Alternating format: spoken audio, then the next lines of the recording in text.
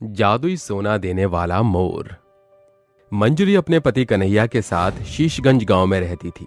वहां रहने वाले सभी के कच्चे घर बरसों पहले पक्के मकानों में ढल चुके थे, लेकिन उनका घर सबसे पिछड़ा हुआ था। वो नदी किनारे एक टूटी फूटी झोपड़ी में गुजर बसर कर रहे थे। उन्हें 2 वक्त की रोटी भी बड़ी ही मुश्किल से नसीब हो पाती थी। अजी उठ जाओ, सवेरा हो गया है। आज मोर को चराने नहीं ले जाओगे क्या? कन्हैया खटिया से उठकर आंख मलते हुए बोलता है, सूरज सिर पर चढ़ाया। वो दोनों मोर पालन करके उनके पंखों को बाजार में बेचकर मिले हुए चंद पैसों से दाल रोटी की जुगाड़ कर पाते थे। कन्हैया तमाम मोरों को हाँकते हुए चल पड़ता है। चल चल चल चल,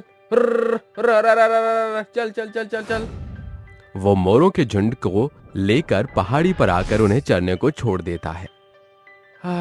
मोरों के चरने तक आराम कर लेता हूँ। कन्हैया एक पत्थर पर टिक कर बैठ जाता है। तभी उसके कानों में एक आवाज आती है। अरे, ये तो किसी मोर के कराहने की आवाज है, पर मेरी सभी मोर तो आराम से चर रही हैं। तो ये आवाज किसके मोर की है? जैसे वो चारों तरफ नजर घुमाता है, उसे एक पेड़ के नीचे सुनहरे रंग का मोर खून से लथपथ पड़ा हुआ दिखाई देता है।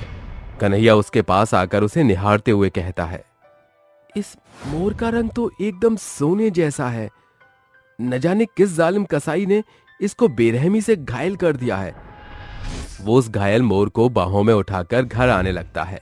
ये देख उसके सभी पालतू मोर भी पीछे पीछे चल देते हैं। अरे भगवान, जल्दी से एक सूती कपड़ा तो ले आना। मंजरी घायल मोर को देखकर घबराते हुए बोलती है, इतने सुंदर मोर को किसने छलनी कर दिया है? बेचारे के पंख और पंजों में भारी जख्म लगा है। तुम इसका खून का बहाव रोको, मैं इसके लिए लेप तैयार करती हूँ।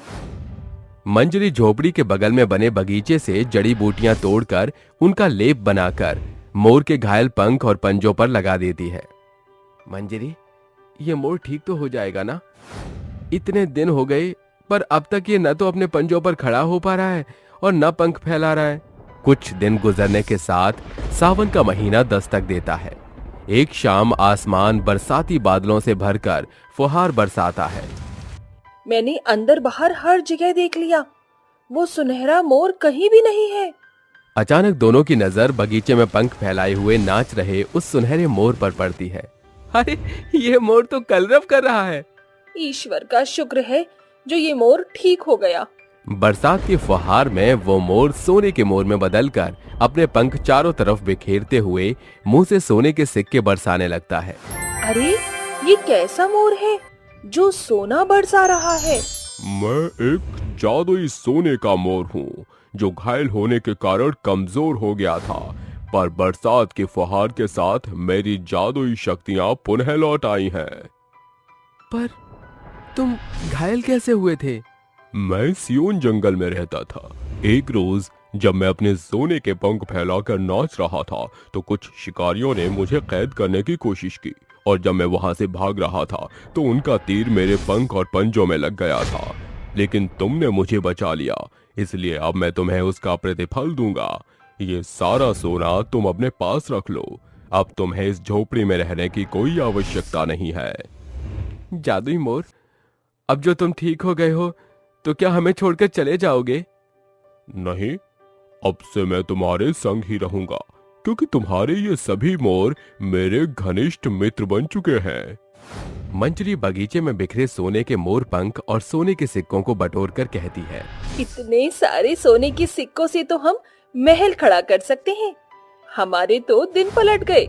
कन्हैया जादुई सोने के मोर से मिले सोने को बेचकर आलीशान घर की नींव डालकर गांव का सबसे अमीर आदमी बन जाता है। अब जादुई मोर हर दिन एक पहर सोने के मोर में बदलकर सोने के मोर पंख और सोने के सिक्के दिया करता था। एक दिन एक भिखारी उनके घर का दरवाजा खटखटा कर कहता है, दे दाता के नाम तुझको अल्लाह रखे, तुझको रखे राम, तुझको अल्लाह रखे। भिखारी के संगीत की धुन सुन दोनों बाहर आते हैं। तुम्हें क्या चाहिए भाई? इस भूखे भिखारी को भोजन दे दो, पिछले 3 दिनों का भूखा हूँ। दोनों उसे घर के अंदर लाकर भरपेट खाना खिलाते हैं। फिर भिखारी अपना झोला उठाकर जाने लगता है तो वो कहते हैं, रुको भाई, कहाँ चल दिए? वो अपने जादुई मोर के पास आकर कहते हैं, मेरे जादुई मोर, जल्दी से सोने में बदलकर मुझे सोने के सिक्के और मोर पंख दे। सुनहरा मोर एकदम से अदृश्य होकर बगीचे में प्रकट होते हुए विशाल सोने के मोर में बदलकर पंख फैलाए सोने के सिक्के और मोर पंख देता है। ये कैसा जादुई मोर है जो धन लक्ष्मी की तरह सोना बरसा रहा है? ये सारे सोने की मोर पंख और सिक्के तुम रख लो, ये तुम्हारी जरूरतों को पूर्ण करेंगे। ये मंजर एकदम आश्चर्यचकित है। भिखारी के जाते ही जादुई मोर साधारण रूप में आ जाता है, लेकिन कुछ ही दिनों में जादुई मोर के किस्से पूरे गांव में छाने लगते हैं। अरे ओ मंजरी, कहाँ हो? अरे मंजरी भौजाई, तनिक बाहर निकलो। क्या बात है, आज दो हंसों का जोड़ा मेरे पास कैसे पधार गया? मंजरी भौजाई, सुने हैं कि तोहरे पास कोनो जादुई पक्षी है।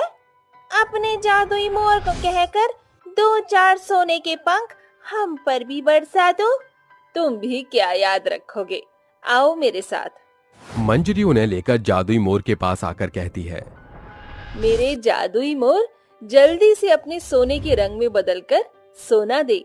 मोर जादुई सोने के मोर में बदलकर चोंच खोलकर सोने के सिक्के और पंख फैलाकर सोने का मोर पंख देता है। हाय रे दैया, चमचमाता सोने का मोर, इतो हमका धन कुबेर का खास दूत लागत है जीजी। सोना मिल गया ना, अब जल्दी से चलती बनो दोनों। उनके जाते ही मोर अपने साधारण अवतार में आकर कहता है, मंजरी, मुझे भूख लगी है। मंजरी उसे दाना खिला देती है। पेट भरने के साथ मोर बगीचे में खुश होकर नाचने लगता है कि तभी गांव का पोपटलाल उस मोर को सोने में बदला हुआ देख लेता है। उसकी आंखों में लालच समा जाता है। सोने का मोर, अरे वाह, आज तो तेरी किस्मत बुलंदियों पर है। चल कल्लू, इस सोने के मोर को पकड़ना होगा। दोनों धीमे धीमे पांव बढ़ाकर मोर के पास आने लगते हैं कि तभी मोर अपने पंखों को सिकोड़ कर भागने लगता है। अरे देख, ये सुनहरा मोर भागने ना पाए, अरे घेर ले इसको आगे से। अरे आप चिंता मत करो मालिक, इसको पकड़ना तो मेरे दाएं हाथ का खेल है। जैसे ही कल्लू उसे पकड़ने आगे बढ़ता है, मोर अपने चोंच से उसकी आंखों पर वार करता है। लोभी मानुष, तो मुझे कभी नहीं पकड़ सकता। लगता है इस मोर ने मेरी आंख फोड़ दी। अरे सांड, तू किसी काम का नहीं, एक मोर नहीं पकड़ा जा रहा तुझसे, इसे तो मैं चुटकियों में पकड़ सकता हूँ। चालाक मोर पोपटलाल को अपने पीछे खूब भगाता है और अंत में पोपटलाल हांफते हुए कहता है, अरे भैया रे, अरे सांस तराजू के पलड़े की तरह ऊपर नीचे हो रही है। क्यों पोपटलाल, पकड़ोगे नहीं मुझे? आओ। दरवाजे पर खड़े मंजरी और कन्हैया ये देख ढाके लगा रहे थे। फिर मोर अपने विशाल रूप में आकर पोपटलाल को उठाकर फेंक देता है। अरे इस मोर ने तो मुझको पोपट बना दिया। ज्यादा लालच बुरी बला होती है पोपट, समझे? इस तरह प्रतिदिन सोने के जादुई मोर से मिलने वाले सिक्कों और सोने के पंखों को बेचकर दोनों एक बड़ा सा पक्षी फार्म खोलकर और भी कई मोर खरीदकर मोर पालन करते हैं। साथ ही अपने जादुई मोर से गांव के गरीब लोगों की मदद भी किया करते थे।